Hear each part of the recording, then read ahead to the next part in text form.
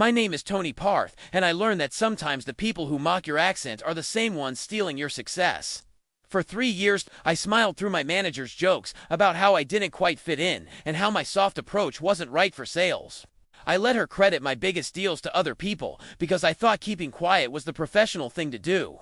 But the day she humiliated me in front of 40 colleagues mocking my English, my lack of football knowledge, and suggesting I was too delicate for leaderships, something inside me finally shifted. Not anger, just clarity. Because what Rose didn't know was that I had been documenting everything, and the CEO was sitting in the back of that room, watching. Let me tell you what happened to me. It was a Tuesday morning in March when everything changed. The quarterly sales meeting was held in the main conference room, the one with floor-to-ceiling windows that overlooked the parking lot. 43 people crammed into chairs that smelled like coffee and nervous energy. I sat near the middle, my notebook open, pen ready, trying to blend in the way I'd learned to do. Rose stood at the front in her sharp blazer, her voice filling every corner of the room. She loved these meetings, loved the spotlight. Loved the way people laughed at her jokes and nodded when she spoke. She clicked through the PowerPoint, announcing top performers, celebrating closed deals, making small comments about each person on the team. When she got to Jake Patterson, she beamed him. Jake closed the TechCore account. Massive win. $280,000. This is what aggressive sales looks like. People, I felt my stomach tighten. TechCore was my account. I'd spent 4 months building that relationship. Sarah Chen, their VP of Operations, had emailed me personally to say the deal wouldn't have happened without my patience and technical knowledge, but I said nothing. I just wrote the number in my notebook and underlined it twice. Then Rose got to my name. Her smile shifted into something thinner. "And Tony," she said, drawing out my name like it was a punchline waiting to happen. Tony had an interesting quarter. A few people chuckled. I could feel eyes on me. He tried really hard, she continued, even attempted some client relationship building. Took Jim Torres from Apex Systems to lunch last week. She paused for effect. Tony decided to talk about football. Bond over sports. Very American.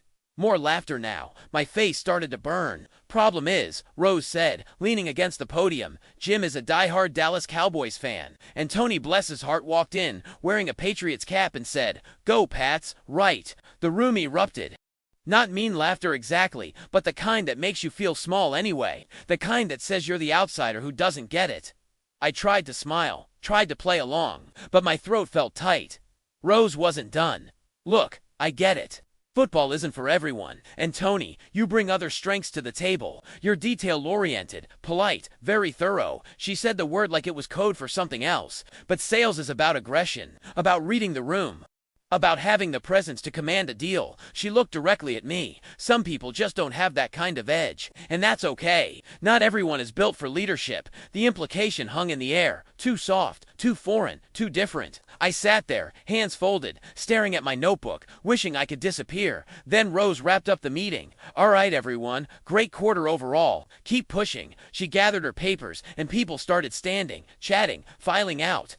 That's when Mark Callahan, our CEO, spoke from the back of the room. I hadn't even realized he was there. "Tony," he said, his voice calm but firm, "stay behind for a minute." My heart dropped. Rose froze mid-step, then slowly turned around, a flicker of satisfaction crossing her face.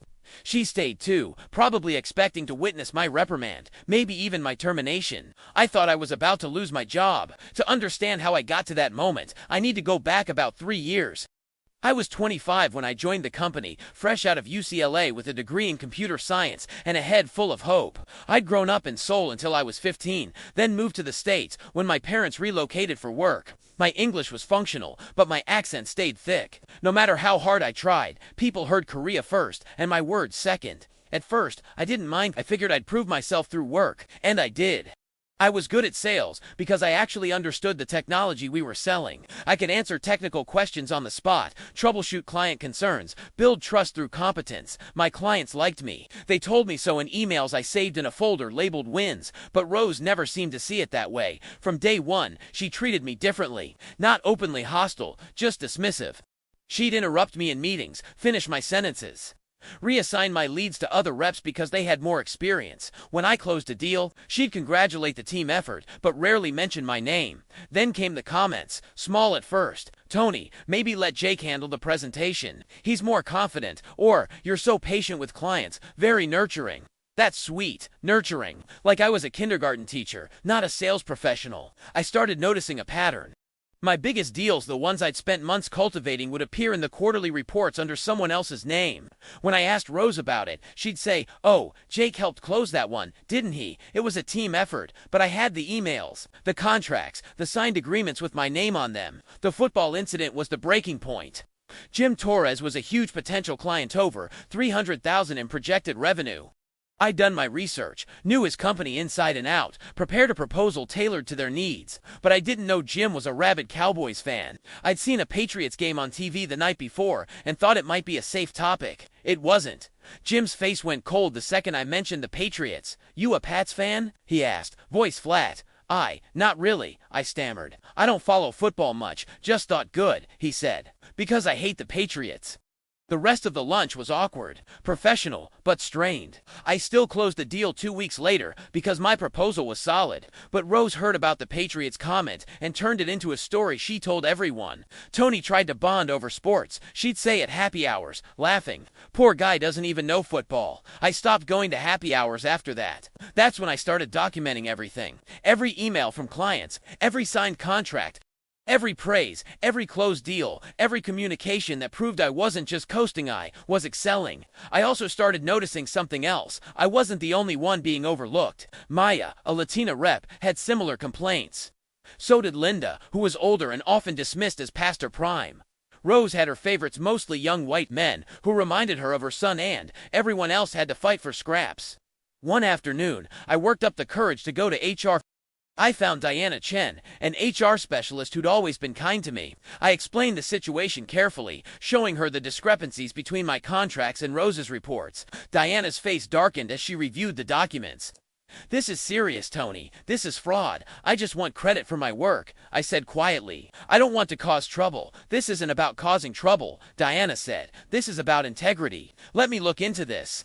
Keep gathering evidence. And Tony," she looked at me directly, "don't let her make you feel small. Your work speaks for itself." I spent the next 2 months building an airtight case. Every email, every contract, every piece of proof that my deals were mine. I didn't know Diana was building a case of her own. Apparently, I wasn't the first person to complain about Rose. There were whispers, patterns, other people too afraid to come forward. By the time the quarterly meeting rolled around, I had everything ready. I didn't know if I'd ever need it. I just knew I couldn't keep pretending this was normal. And then Rose humiliated me in front of everyone. And then the CEO asked me to stay. The conference room felt enormous, with just the 3 of us. Mark Callahan sat at the head of the table, his expression unreadable. Rose stood near the door, arms crossed, a small smirk playing at her lips. I sat frozen in my chair, hands shaking under the table. Mark broke the silence. "Tony, we've received a complaint regarding improper attribution of sales." My breath caught. Rose's smirk faded. "If this is about the football thing," Rose started. "It's not about football, Rose." Mark's voice was even, almost too calm. "It's about $280,000 in contracts you credited to Jake Patterson. Contracts that Tony closed." The room went completely silent. I could hear the hum of the air conditioning, the distant sound of someone laughing in the hallway. Rose recovered quickly. "I think there's been a misunderstanding. Jake assisted on those accounts, did he?" Mark pulled out a printed email and slid it across the table. "This is from Sarah Chen at TechCore. She specifically states that Tony was her only point of contact. She's never met Jake." Rose's jaw tightened. Tony might be confused about the team structure. English isn't his first language, and sometimes he misunderstands Rose. Mark's voice cut through like a blade. "Stop." The door opened. Diana from HR walked in, carrying a folder thick with papers. She didn't look at Rose. She set the folder in front of Mark and took a seat. "We've been reviewing sales records for the past 2 years, Diana said. At least 6 representatives have had deals incorrectly attributed. All of them are women or minorities. All of their credits were redistributed to a specific group of reps, Jake, Brad, and Connor." Rose's face went pale. "That's ridiculous. I built this department from the ground up. I know how to manage a team. You've been systematically stealing credit from your employees," Mark said, using discriminatory practices to justify it. "I never discriminated against anyone." Rose's voice rose. "I treated everyone fairly. If Tony felt overlooked, maybe he should have been more assertive. Maybe he should have what?" I surprised myself by speaking. My voice was quiet but steady. "Maybe I should have been less polite, less patient, less Korean." Rose stared at me, speechless. I pulled out my own folder, the one I'd been carrying like a safety net for months. I slid it across the table to Mark. "TechCore, Apex Systems. Digital solutions, all my accounts, all closed by me. Here are the original contracts, client emails, communications, everything. Mark opened the folder, scanning through pages while Rose stood rigid against the wall.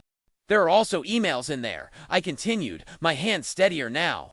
From clients specifically praising my technical knowledge and patience, the same qualities you called weaknesses today, Diana added. We have testimony from 3 other reps who experienced similar treatment. Rose, you're being placed on immediate suspension pending a full investigation. Rose's face went from pale to red. This is absurd. You're going to believe him over me? I've been with this company for 15 years, and you've been stealing from your employees for at least 2, Mark said. Clean out your desk. HR will contact you about next steps. Rose looked at me then. Really looked at me, and for the first time, I saw something I'd never seen before. Fear, not of me, but of the truth she could no longer control. She left without another word. Mark turned to me. Tony, I apologize. This should never have happened. I nodded, not trusting my voice. I want you to work with Diana and our legal team. We're going to correct every attribution, restore credit where it's due, and make sure this never happens again. Thank you, I managed. As I stood to leave, Mark added, and Tony, you have more edge than Rose ever did. Real edge isn't loud. It's showing up, doing the work, and standing up when it matters. You did that today. The investigation took 3 weeks. Rose was terminated for fraud, discrimination, and violation of company ethics policies. 6 other sales reps had their records corrected. Jake, Brad, and Connor kept their jobs, but were placed under new management and required to complete ethics training. I was promoted to senior account executive with a formal apology from the company and back pay for the commissions I'd been denied. But Rose didn't disappear completely. She fought the termination, hired a lawyer, made noise about wrongful dismissal. The company settled quietly, and as part of the agreement, Rose was rehired in a non-management role in a different department. Inventory, coordination, no team, no power, just data entry and logistics. I saw her sometimes in the cafeteria. She never looked at me. 6 months passed. I built my own small team, implemented a mentoring program for bilingual employees, and stopped trying to pretend I understood football. It became a running joke with clients. I closed deals, not touchdowns, I'd say, and people laughed with me instead of at me. Life moved forward. I moved forward. And then, on a random Thursday afternoon, everything shifted again. I was at a coffee shop 2 blocks from the office, waiting for my order, when someone said my name, Tony Park. I turned. A woman stood there, mid-30s, blonde hair pulled into a loose ponytail, wearing business casual, and a nervous smile. Yes, I said. I'm Emily Brennan. She hesitated. Rose's daughter. My stomach dropped. I didn't know what to say. I know who you are, she continued quickly. And I know what my mother did. I wanted to apologize. You don't need to apologize for her, I said automatically. I know. But I want you to know that when I found out what happened, the real story, not her version, I confronted her. We haven't spoken in 4 months. I studied her face. She looked genuinely distressed, nothing like Rose. Can I buy you a coffee? Emily asked. I promise I'm not here to defend her. I need you to know that not everyone in my family is like that. We sat by the window. Emily told me she worked in marketing for a tech startup downtown. She'd always known her mother had difficult opinions, but she'd never imagined the extent of it. She told me you got her fired, Emily said. She made it sound like you fabricated everything out of spite. I didn't get her fired, I said. I just told the truth. I know. I reached out to some of her old colleagues. I heard the real story. Emily looked down at her coffee. I'm ashamed. I feel like I should have seen it sooner. It's not your fault, I said. We talked for an hour. Emily was smart, funny, self-aware. She asked about my work, my background, my family. She didn't treat my accent like a novelty or a barrier. She just listened. As we stood to leave, she said, this might be weird, but would you want to get coffee again sometime? Actually get to know each other. I hesitated. Your mom works in my building. I know, and honestly, that makes this even more important to me. I don't want her prejudices to define my life. I don't want to be afraid of people she irrationally hates. There was something defiant in her eyes, something brave. Okay, I said, coffee sounds good. We exchanged numbers. As she walked away, I felt something strange, not quite hope, not quite closure, just possibility. 3 weeks later, Emily and I had coffee again, then dinner, then a walk through the park. We didn't talk about Rose. We talked about books, travel, the absurdity of corporate jargon, our shared confusion about American football. I've lived here my whole life, Emily admitted, and I still don't understand why people care so much about grown men throwing a ball. I laughed. Finally, someone who gets it. One evening, as we sat on a bench watching the sunset, Emily said something that made my heart stop. "I need to tell you something." I braced myself. I was engaged. Until 2 weeks ago, I blinked. "What?" "His name is David. David Callahan." The name hit me like cold water, as in Mark Callahan's son. She nodded. "We'd been together for 3 years. The wedding was supposed to be in October. Everything was planned. The venue, the flowers, the guest list. What happened?" Emily looked at me, her eyes steady. "I met you. I didn't know what to say." "Not like that," she said quickly. "I mean, meeting you made me realize something. David and I were together because it made sense. Our families approved. It looked good on paper. But we didn't challenge each other. We didn't grow. We just coexisted." She took a breath. "And then I met someone who'd been through hell and came out stronger. Someone who stood up to my mother when most people were too scared. Someone who didn't need to pretend to be someone else to be successful." "Emily, I called off the wedding." She said David was hurt. His father was furious. My mother, when she found out, she completely lost it. Screamed at me for an hour about throwing away my future for that man who ruined her career. I felt dizzy. "You ended your engagement because of me." "I ended it because I finally saw what I'd been settling for." She said, "You just helped me see clearly." We sat in silence for a long moment. "I don't expect anything from you," Emily added. "I just needed you to know. I needed to be honest." I looked at her. This woman who'd walked away from everything safe and expected because she wanted something real. "I'm terrified of football," I said. She laughed, surprised. "What? If we do this, whatever this is, you should know I'm never going to understand sports. I'm always going to have an accent. I'm always going to be the guy who doesn't quite fit in." Emily smiled. "Good. I don't want someone who fits in. I want someone who's brave enough to be himself." The news spread fast. Emily Brennan called off her wedding to the CEO's son. People talked. People always talk. Mark Callahan handled it professionally. Awkward but professional. David took a position at a different company. Emily moved forward without looking back, and Rose found out through the office grapevine. I wasn't there when it happened, but I heard about it from 3 different people. She'd been in the break room when someone mentioned Emily's broken engagement. Rose apparently went pale, asked who Emily was seeing now, and when she heard my name, she dropped her coffee mug. It shattered across the floor, and she just stood there, staring at the pieces. She requested a transfer to a different office the next week. I never spoke to her again. Looking back now, I see the whole picture clearly. Rose tried to make me invisible because she was afraid of what I represented: change, difference, a future that didn't look like her past. She mocked my accent because she couldn't diminish my competence. She stole my achievements because she couldn't steal my integrity. But here's what she never understood. You can't make someone small by refusing to see them. You just make yourself blind. I'm not a perfect success story. I still stumble over English sometimes. I still don't understand why people paint their faces for football games. I still feel out of place at company parties.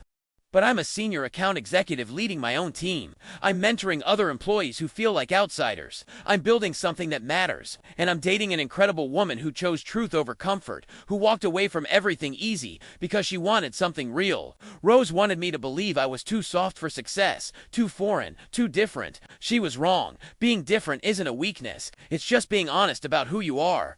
And the people who can't handle that, they're the ones who end up small. As for Emily and me, we're taking it slow. No pressure, no expectations. Just the people learning to build something honest. Her mother still works in the building, 2 floors down, filing reports and inventory coordination. Every time I walk past that floor, I think about sending her a thank you card. Because if she hadn't tried so hard to break me, I never would have learned how strong I actually was. And I never would have met the person who saw that strength before I did. Some victories aren't loud. Some victories are just living well, loving honestly, and refusing to shrink yourself for people who are always going to underestimate you anyway. That's the kind of edge that lasts. The kind Rose never had. The kind I'm never letting go. Thank you for staying with us until the very end. If you enjoyed the video, please subscribe to the channel, like it, and share it. See you soon.